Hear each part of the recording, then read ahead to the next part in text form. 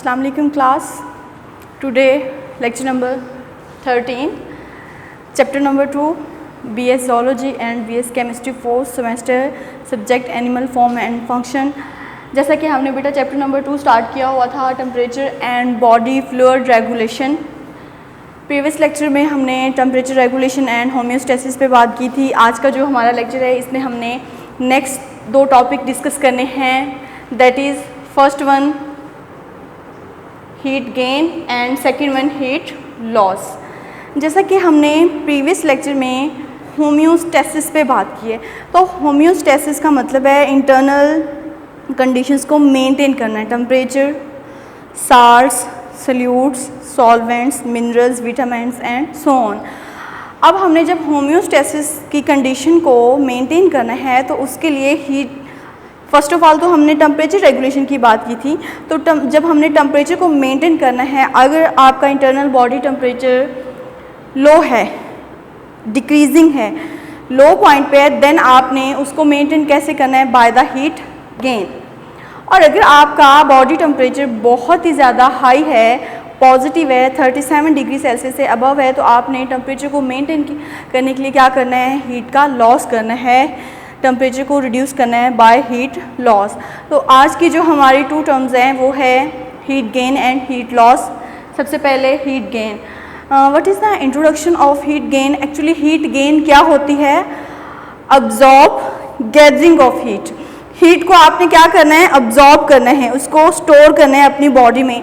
अब स्टोर कैसे करना है? आप डिफरेंट फूड आइटम्स इनटेक कर लें। जब आप खुराक खाते हैं तो आपकी जब खुराक की डाइजेशन होती है, आपकी फूड की डाइजेशन होती है, तो मेटाबॉलिज्म के प्रोसेस होते हैं। तो मेटाबॉलिज्म के प्रोसेस में आपकी फूड से जो हीट रिलीज़ होती है वो आपकी बॉडी में अब्जॉर्ब हो जाती है। तो हीट गेन क्या है? The absorbance of temperature by food. आप फूड से भी टेम्परेचर को अब्जॉर्ब करें। फूड से कैसे अब्जॉर्ब करें? जो आपने फूड खाई है, जैसे ही वो डाइजेस्टेड होगी तो मेटाबॉलिज्म के प्रोसेस में जो आपकी फूड से एनर्जी, टेम्परेचर, हीट रिलीज़ होगी वो आपकी बॉडी के डिफरेंट पार्ट्स में अब्जॉर्ब होती जाएगी in the form of heat gain. बिल्कुल इसी तरह अगर आपने फूड इनटेक नहीं की तो आप बाय इन्वायरमेंट भी हीट को क्या कर सकते हैं? गेन कर सकते हैं। तो there are 2 methods of heat gain, by internal metabolism of your body and by in the environment is called heat gain. The absorbance of heat and temperature by food metabolism processes and by environment is called heat gain.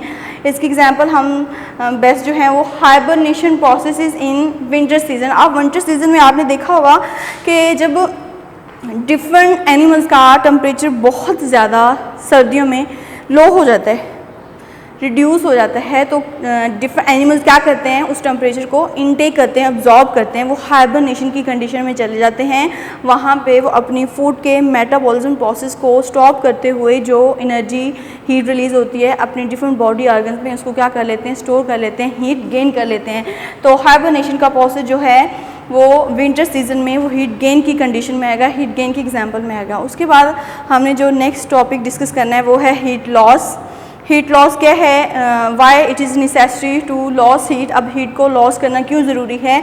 क्योंकि हमने पहले lecture में, previous lecture में यही बात की थी कि होम्योस्टेसिस की कंडीशन ही वो कंडीशन है जिसमें हमने टेम्परेचर को, डिफरेंट साल्ट्स को, सॉल्यूट की कंसनट्रेशन को, साल्ट्स की कंसनट्रेशन को, minerals, vitamins, different body internal condition को क्या करना है? मेंटेन करना है, उसको ऑप्टिमम रेंज पे, उसको नॉर्मल रेंज पे आपने क्या करना है? फिक्स करना है। अगर वो अपनी ऑप्टिमम रेंज से टेम्परेचर ज़्यादा है तो आपने उसको क्या करना है?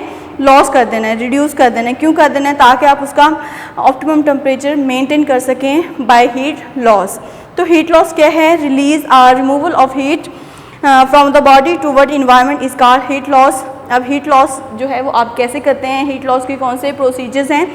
जैसा कि आपने पहले पढ़ी है heat loss, heat gain, sorry बेटा, हीट गेन में अब आपने जो हीट गेन करना है वो आपने अपनी फूड से भी करना है, मेटाबॉलिज्म के प्रोसीजर से करना है, और इन्वायरमेंट। अब इन्वायरमेंट के थ्रू जब आपने हीट गेन करना है तो इन्वायरमेंट के थ्रू 2 प्रोसीजर हैं, कंडक्शन के थ्रू और कन्वेक्शन के थ्रू। अब आपने हीट गेन जो कंडक्शन के थ्रू करनी है, ये क्या है? Between muscles and environment.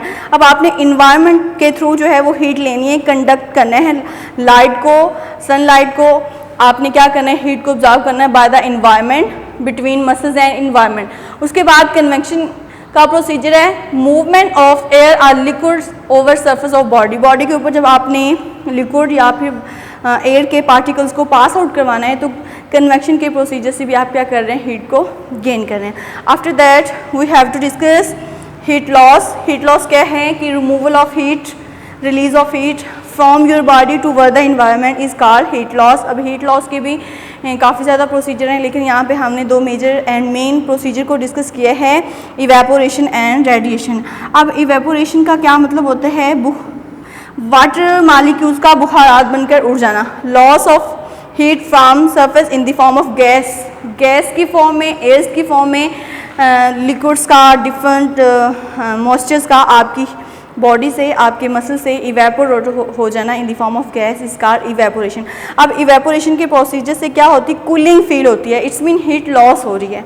Heat जो है वो आपकी इंटरनल बॉडी टेम्परेचर ज़्यादा है, आपने उसको कम करना है, उसको रिड्यूस करना है, मेंटेन करना है by the procedure of evaporation, loss of heat from the surface in the form of gas, it produce cooling effect. After that radiation. अब ये जो रेडिएशन है, डिफरेंट रेडिएशन एमिशन होती है, electromagnetic waves from the body, from the objects. अब object से, body से जो डिफरेंट इलेक्ट्रोमैग्नेटिक वेव्स इमिट हो रही हैं तो इट्स मीन एनर्जी रिलीज हो रही है, हीट क्या हो रही है, रिलीज हो रही है, it's mean it also produce cooling effect. So आज का जो हमारा टॉपिक था, I repeat it again, chapter number 2 subject animal form and function, lecture number 13 temperature and body fluid regulation. इसमें आज हमने 2 पॉइंट डिस्कस करने थे, heat gain and heat loss.